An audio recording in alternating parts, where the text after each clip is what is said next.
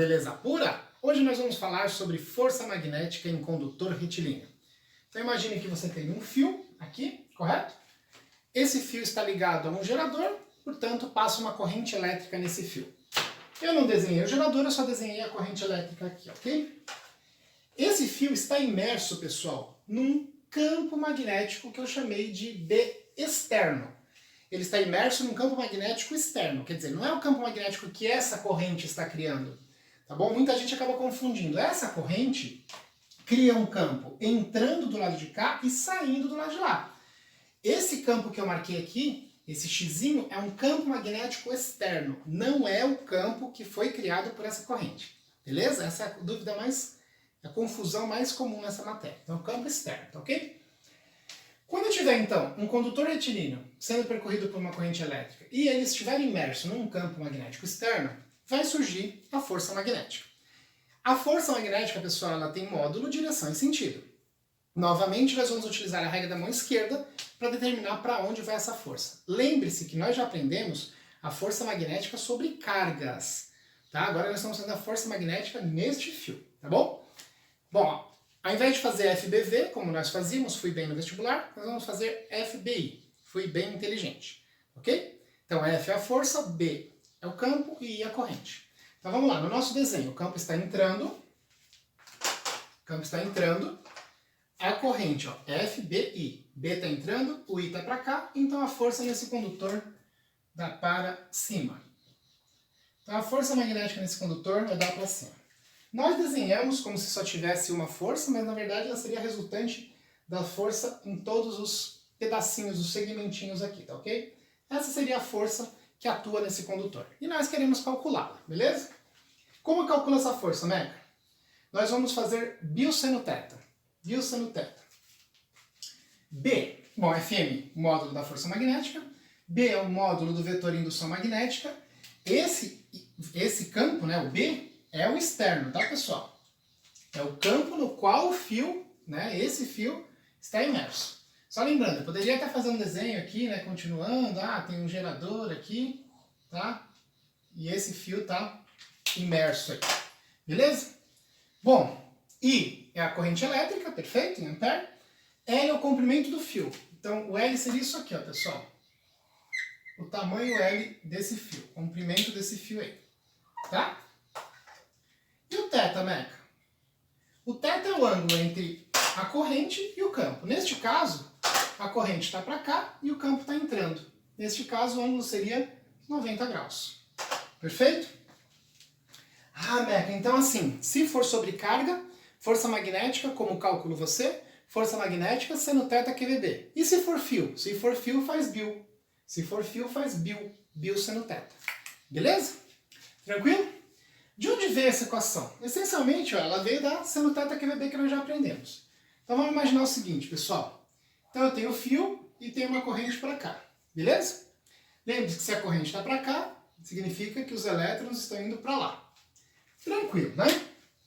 Lembre-se que a gente marca sempre o sentido convencional. Seria como se os prótons estivessem indo para cá, mas na verdade são os elétrons indo para lá. Se eu pegar a força magnética seno θ QVB, que nós já aprendemos, e trocar essa velocidade por ΔS e por ΔT, ó, pensando no fio, que o fio tem um comprimento L, se eu pegar a velocidade e fizer ΔS por ΔT, aí olha o que acontece, ó, no lugar do V, eu ponho L por ΔT, que é o tamanho do fio, que é o ΔS sobre ΔT.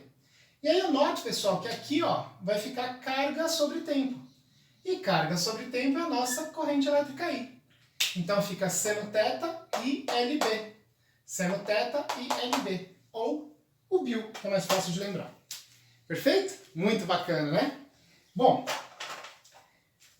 isso aqui é muito importante, pessoal, principalmente para a gente fazer motor elétrico funcionar, tá certo? Então, quando você liga um motorzinho elétrico, passa uma corrente elétrica pelo fio e o motor elétrico ele tem ímãs que são responsáveis por fazer o campo externo. E aí você vai ter a tal da força magnética, perfeito? Fazendo com que o motor gire. Isso é muito, muito, muito legal. Tranquilo, galera? Bom, dentro dessa matéria ainda, o vestibular pode cobrar de vocês força entre condutores paralelos, tá? Quando eu tenho dois condutores paralelos, imagina que a gente tem aqui, ó, um condutor aqui e outro condutor aqui. Nesse condutor de cá, a corrente indo para cima, e no condutor de lá, a corrente indo para baixo, nesse exemplo. E no próximo exemplo, também dois condutores, só que as duas correntes indo para cima.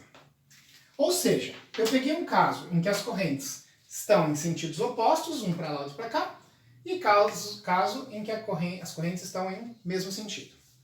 Bom, turma, presta atenção nisso que é muito bacana.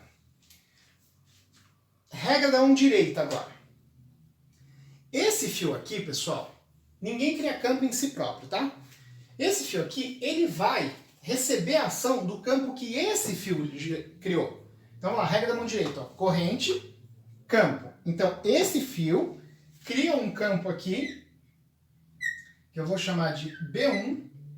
Esse fio que cria um campo ali que eu vou chamar de B1 que está entrando, correto? Agora o fio 2, vamos lá. O fio 2 faz o quê? O fio 2 cria um campo também entrando no fio 1. Ah, tá. Então aqui é o nosso B2. Então o B2 é o campo que o 2 criou no fio 1. E o B1 é o campo que o 1 criou no 2. Lembre-se que a gente sempre, para fazer a força, vai pegar o campo externo. Ah, o campo externo desse fio é o campo que esse criou, é o B1. E o campo externo desse fio é o campo que esse daqui criou, que é o B2. Resumindo, o 1 cria um campo no 2, o 2 cria um campo no 1. Agora nós vamos fazer a regra da mão esquerda. Ó. Fui bem inteligente. Para esse fio, ó, o B está entrando, o I está para cima, então a força dá para a esquerda. Então neste fio nós vamos ter uma força magnética para a esquerda. Gente, é ação e reação. Então naquele outro fio vai ter que ser para a direita, mas você pode aplicar sim a regra de Fleming. Vamos lá, fui bem inteligente. O B está entrando, o I está para baixo, então a força dá para a direita. Chamar de força magnética linha. É o mesmo valor, só que não é o mesmo vetor. Uma é para cá, outra é para lá. Perfeito? Então note que se as correntes forem assim, haverá uma repulsão. Perfeito? Meca, e se as correntes forem no mesmo sentido? Olha, se as correntes forem no mesmo sentido, vamos ver se haverá atração, como eu escrevi aqui. Mas vamos provar isso aí. Olha, corrente para cima vai gerar um campo entrando. Aqui é o nosso B1.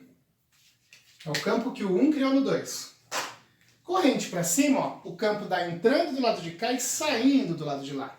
Então o B2 agora vai ser saindo. Vamos aplicar a regra de Fleming, ó. F, B, I.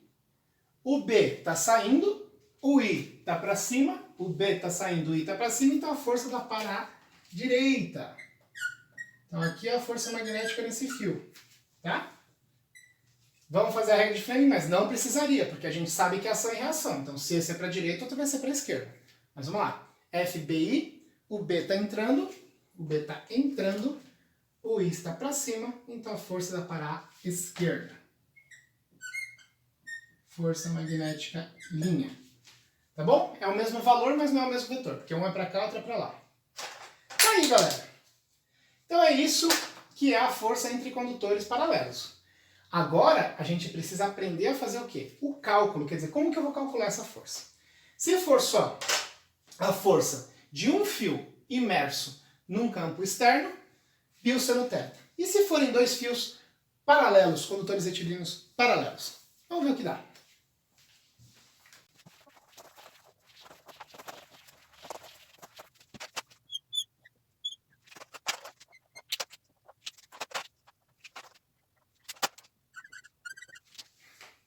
Vamos lá, galera! Quero calcular o FM e o FM'. Vai dar na mesma porque formam par ação e reação. Mas vamos lá. Este fio, vamos calcular a força magnética neste fio. Vamos lá. Força magnética é π seno θ. Vamos lá. O B é o B2. Ah, é verdade, é o campo externo, né? Isso, é o B2. A corrente nesse fio é o I1. O comprimento do fio nós chamamos de L. Seno de, vamos lá, o campo está entrando, e a corrente está para cima. Ó, seno de 90. Olha que legal, pessoal. Ah.